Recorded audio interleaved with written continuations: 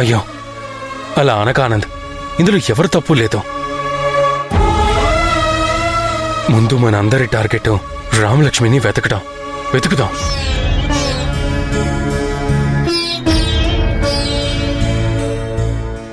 ఎక్కడ ఉందో ఏం చేస్తుందో వెతికి పట్టుకుందాం. అసలు ఎందుకు వెళ్ళిందో తెలుసుకోవాలి ఫస్ట్.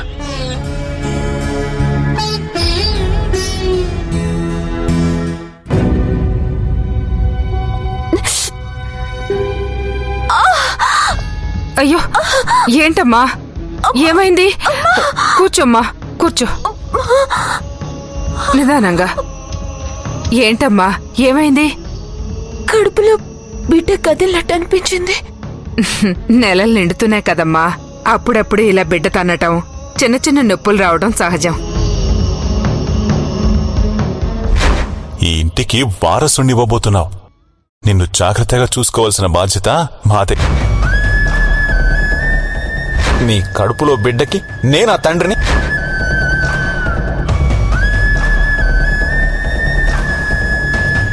ఏమైందమ్మా, ఎందుకలా కన్నీళ్లు పెట్టుకుంటున్నారు? ఇలాంటి ఫీలింగ్స్ అన్నీ నా భర్తకి చెప్పుకోవాలనుకున్నాను. కడుపులో ఉన్న బిడ్డ ప్రతి కదలికని నా భర్తకి పరిచయం చేయాలనుకున్నాను. నేను బిడ్డని కనే సమయానికి నా భర్త నా కళ్ళెదురుగా ఉండాలి. మీ ప్రేమకి ప్రతిరూపం ఇదిగోండి అని బిడ్డని తన చేతిలో పెట్టాలనుకున్నాను. కాని ఆ ఆశలు కలలు ఏవీ నెరవేరకుండా, ఎవ్వరూ లేకుండా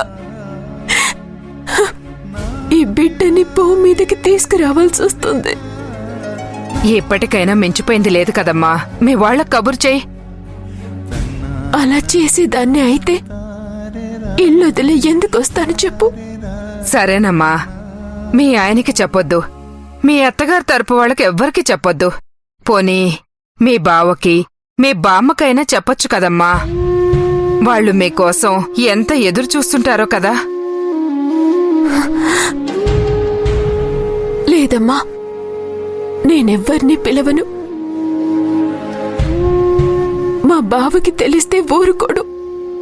ఏం జరిగిందో అని పరిగెత్తుకొస్తాడు. నన్నిక్కడ క్షణం కూడా ఉంచకుండా ఇంటికి తీసుకుని వెళ్తాడు. నా భర్త మీదకి గొడవకి వెళ్తాడు. ఈ విషయం తెలిసిందంటే ఆయన వస్తారు. మళ్ళీ నా బిడ్డని అనుమానించి నన్ను అవమానించటం మొదలు పెడతారు. అదంతా నాకిష్టం లేదు. నా కుటుంబ సభ్యుల మధ్య బిడ్డని ఎలాగో కనలేకపోతున్నాను. కనీసం ప్రశాంతమైన వాతావరణంలో అయినా బిడ్డని కంటాను. అమ్మా, ఇదిగోండి, ఈ పళ్ళు తినండి. ఇదిగోమ్మా, ఈ పౌడర్ రోజు పాలల్లో కలుపుకొని తాగండి. ఒంటికి చాలా మంచిది. ఎందుకండి ఇవన్నీ? అదేంటమ్మా అలా అంటారు? మీరు మా ఇంటికి వచ్చారంటే దాని అర్థం ఏంటి? ఇది మీ పుట్టిల్లనే కదా. మా బిడ్డలాంటి మీకు ఈ మాత్రం చేయలేకపోతే ఇంకెందుకమ్మా? ఇక్కడ మీరు ఉన్నంతకాలం సంతోషంగా ఉండాలి. మీ బిడ్డను ఆరోగ్యంగా కని ఈ భూమి మీదకు తీసుకురావాలి. నేను చావైనా బతుకైనా సరే నా భర్తతోనే అని మా ఇంట్లో చెప్పొచ్చాను. అలాగే ఇంతకాలం అక్కడే ఉన్నాను. కానీ తప్పనిసరి పరిస్థితుల్లో నా బిడ్డని కాపాడుకోవడం కోసం అందర్నీ మోసం చేసి రావాల్సి వచ్చింది. నాతో పాటు నా బిడ్డని కూడా అనాథని చేస్తున్నాను. అయ్యో, అంత మాట అనకండమ్మా. భార్యాభర్తల మధ్య వచ్చే గొడవలు ఎంతకాలం ఉంటాయి? ఇలా వచ్చి అలా వెళ్ళిపోతాయి. మీరలా చూస్తూ ఉండండి. రేపు మీ కడుపున పుట్టే బిడ్డే మీ ఇద్దరిని కలుపుతాడేమోనమ్మా. కానీ నేనైతే తప్పు చేసిన దానిలా మిగిలిపోతాను కదా. అవసరానికి ఆ భగవంతుడే అబద్ధం ఆడి మోసం చేశాడు. శ్రీకృష్ణుని అబద్ధం లేదంటే యుద్ధంలో మంచి వాళ్ళకి ఓటమి తప్పేదే కాదు. అలాగే ఒక పసివాడి ప్రాణాన్ని కాపాడడం కోసం మీరు చేసింది మోసం కాదమ్మా, ధర్మం అవుతుంది. మీరేం దిగులు పడకండమ్మా. జరిగినవన్నీ మర్చిపోండి. మీ బిడ్డ గురించే మీరు ఆలోచించండి. అంతకంటే ఇంకేం ఆలోచించమాకండి.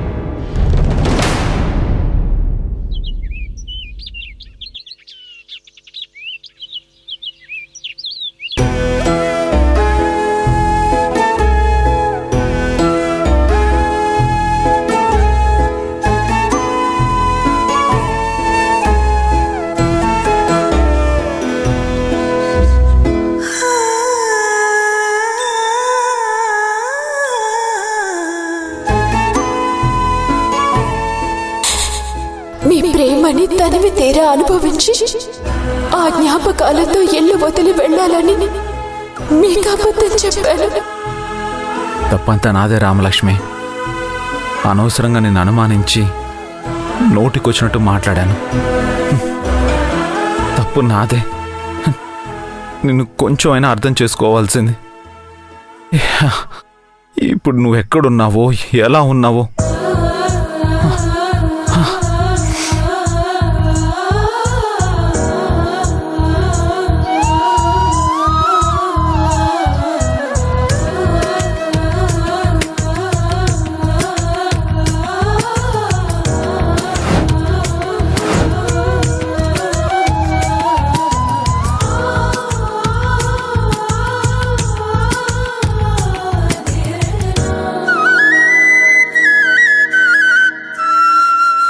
రామలక్ష్మి.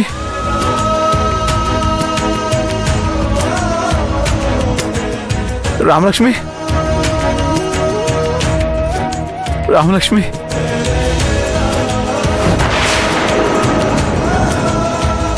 ఎవడ్రా నువ్వు? పరాయి ఆడదాని మీద చేయిస్తావా? అది అది అది మిమ్మల్ని.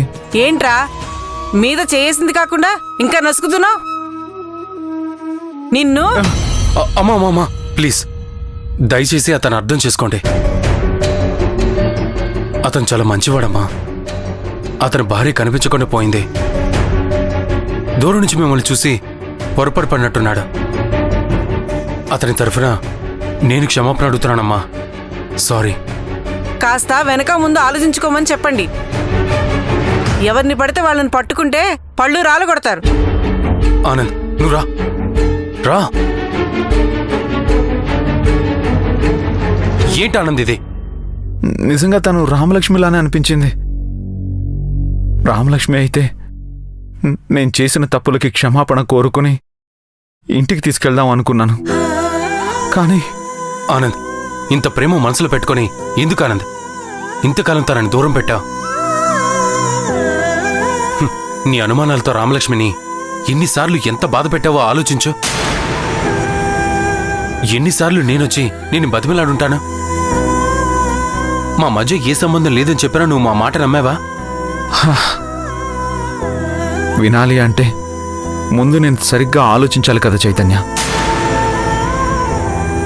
ఎవరెవరి మాటలో విన్నాను, ఏవేవో ఆలోచనలు చేశాను. తప్పు చేస్తుంటే మీ కళ్ళ ముందు ఉండనని నా ప్రాణాలు తీసుకుంటానండి అని రామలక్ష్మి ఎన్నిసార్లు చెప్పినా వినలేదు.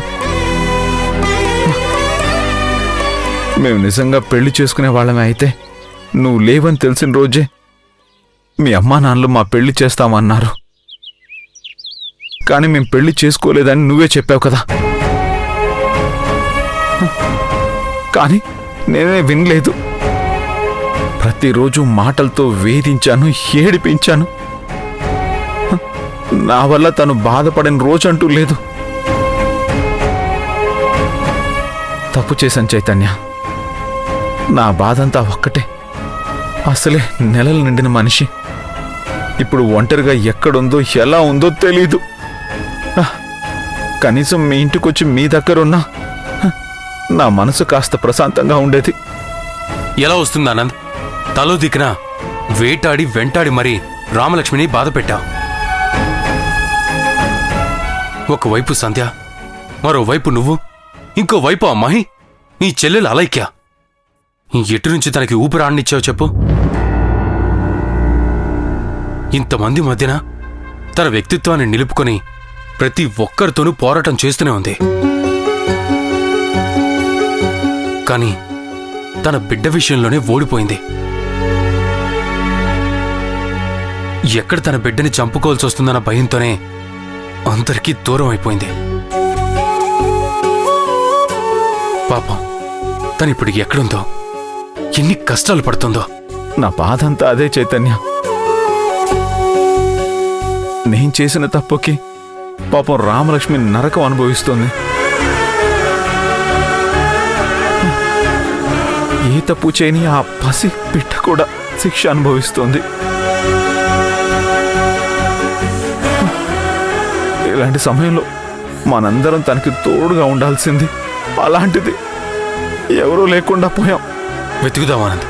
వెతికితే ఎక్కడో ఒక చోట దొరకకుండా ఉంటుందా?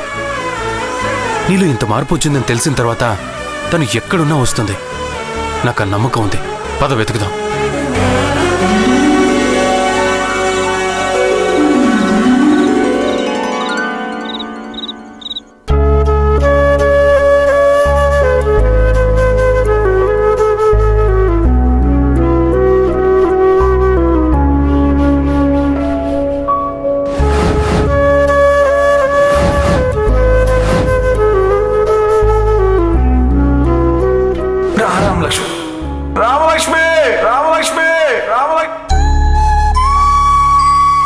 చిన్నపిల్లల కంటే దారుణంగా తింటున్నారు. ఇదిగోండి, పూరి తినండి.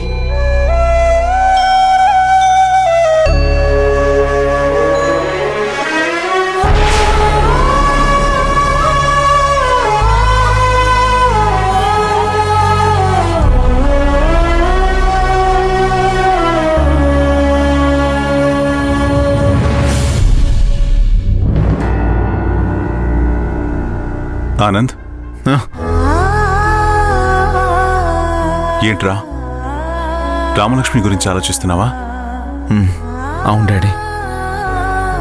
ఎక్కడ వెతికినా కనిపించడం లేదు. అసలు ఎక్కడుందో తెలియడం లేదు. డాడీ, పోలీసులు ఏమైనా చెప్పారా? వాళ్ళు కూడా వెతుకుతున్నారు. ఎక్కడున్నా మనకి ఇన్ఫర్మేషన్ ఇస్తారు. కాకపోతే ఇది 10 మందికి చెప్పుకునే విషయం కాదు కదా. మన ఇంటి కోడలు వెళ్ళిపోయిందంటే మన పరువే పోతుంది. అందుకే మన పేరు బయటికి రాకుండా వెతుకుతున్నారు. వాళ్ళకి కనిపిస్తే తీసుకొస్తారు. ఇప్పుడు మనం ఎక్కడుందని వెతుకుతాం ఆనంద్. కావాలనే కనిపించకుండా పోయింది. మనం పోలీసులతో, తెలిసిన మనుషులతో వెతికిస్తూనే ఉన్నాం.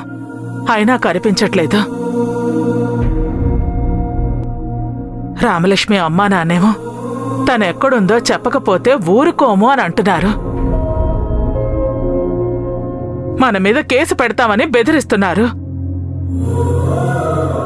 మొన్నంటే చైతన్య మాట విని మనల్ని ఏమనకుండా వదిలేశారు. మనమేమో రామలక్ష్మిని తీసుకొస్తామని మాటిచ్చాము. ఇప్పుడు వాళ్ళకి ఏమని సమాధానం ఇస్తాను చెప్పు? దీంట్లో వాళ్ళని కూడా తప్పు పట్టలేము. కన్న కూతురు కనిపించటం లేదంటే ఎవరైనా టెన్షన్ పడతారు. మనల్ని నమ్మి వాళ్ళ కూతురిని పంపిస్తే జాగ్రత్తగా చూసుకోవాల్సిన బాధ్యత మనదే కదా. నిజమే మమ్మీ, అందుకే తన కోసమే వెతుకుతున్నాం. వాళ్ళ కూతుర్ని అప్పగించడమే కాదు, ముందు నా భార్య ఎక్కడుందో తెలుసుకోవాలి. నాకు చాలా టెన్షన్గా ఉంది. తెలిసిన ప్లేసులన్నీ చూశాం కానీ ఎక్కడ లేదు. ఏం చేయాలో కూడా అర్థం కావడం లేదు.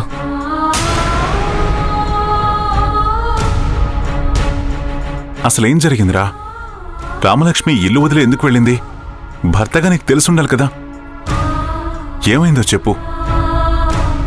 మాకు తెలియకుండా ఏం జరుగుంటుంది? ఏం జరగలేదు డాడీ. ఒకప్పుడు గొడవలు పడ్డాం కానీ ఇప్పుడు ఇద్దరం కలిసి సంతోషంగా ఉండాలని నిర్ణయించుకున్నాం. నేను తనకు దక్క రావాలనే మహిని ఇంట్లో నుంచి పంపించేశాను. కానీ తను నాకు దూరమైంది. జీవితంలో మేమిద్దరం కలుస్తామో లేదో అని చాలా భయంగా ఉంది. అంత మాట అనుకున్నానా? మీ ప్రేమ నిజమైతే తను తిరిగి వస్తుంది.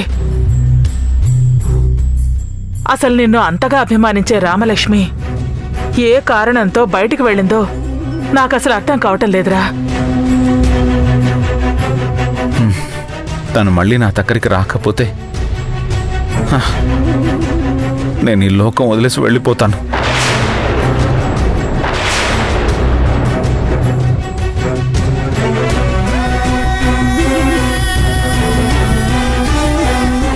నువ్వేం మాట్లాడుతున్నావురా? పిచ్చి పిచ్చిగా మాట్లాడుకో. తను తప్పకుండా తిరిగి వస్తుంది. రామలక్ష్మితో సంతోషంగా కలిసి జీవించాలని చాలా కలలు కన్నాను.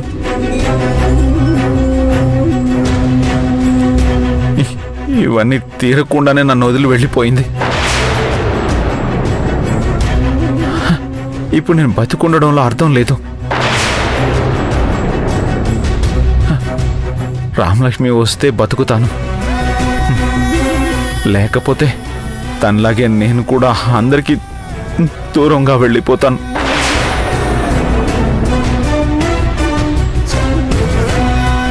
నేను నిజంగా మారానమ్మా.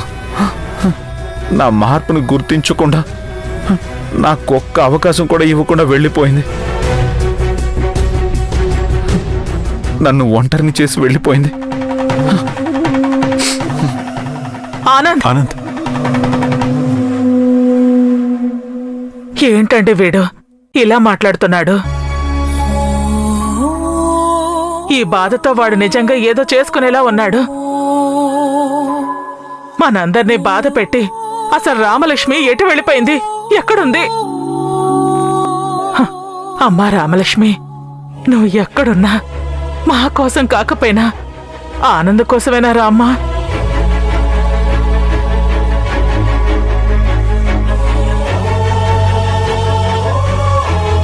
ఏంటి మమ్మీ, ఆ రామలక్ష్మి తిరిగొస్తుందని ఇంకా ఆశలు పెట్టుకున్నారా? వాళ్ళ కాపురం నిలబడుతుంది అనుకున్నావా? మీరనుకున్నట్టు ఏమీ జరగదు. రామలక్ష్మి ఎప్పుడో ఈ లోకం వదిలి వెళ్ళుంటుంది. మీరు అనవసరంగా ఆశలు పెట్టుకోకండి. ఆపు. అది నోరేనా? అన్నయ్య కాపురం గురించి అలా మాట్లాడతావా? నేను వాస్తవమే మాట్లాడుతున్నాను. ఇప్పటి వరకు కనీసం ఎక్కడుందో తెలియని మనిషి గురించి ఎందుకు ఆలోచిస్తున్నారు? మీరు ఇలా చేయబట్టే అన్నయ్య జీవితం నాశనం అవుతుంది. వెళ్ళిన మనిషి గురించి మర్చిపోకుండా మీరే పదే పదే అన్నయ్యకి గుర్తు చేస్తున్నారు. అన్నయ్యకి వేరే పెళ్లి చేస్తే దీనిలో నుంచి బయటపడతాడు. పిచ్చి పిచ్చి మాటలు మాట్లాడావంటే పళ్ళు రాలిపోతాయి.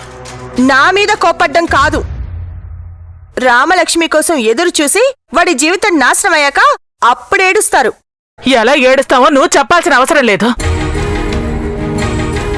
వాడి జీవితం గురించి తర్వాత ఆలోచిద్దో గాని ముందు నీ జీవితం చక్కదిద్దుకో.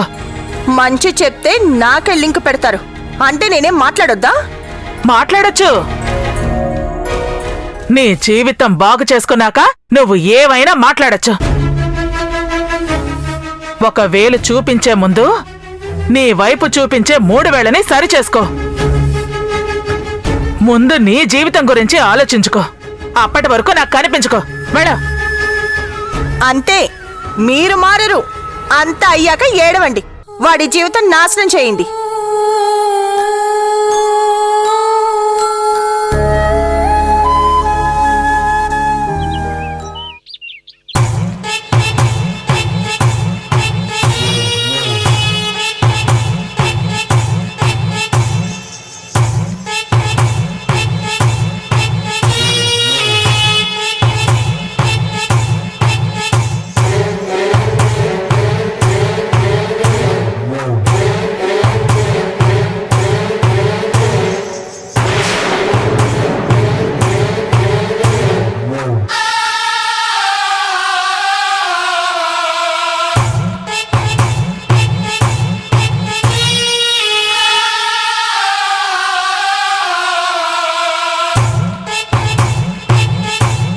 చాలా బ్రహ్మాండంగా తయారు చేయించావు.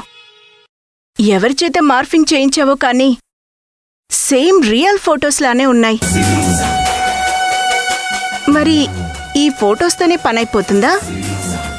ఒక్క ఈ ఫొటోసే కాదు మహి, సాక్ష్యాలు కూడా తయారు చేశాను.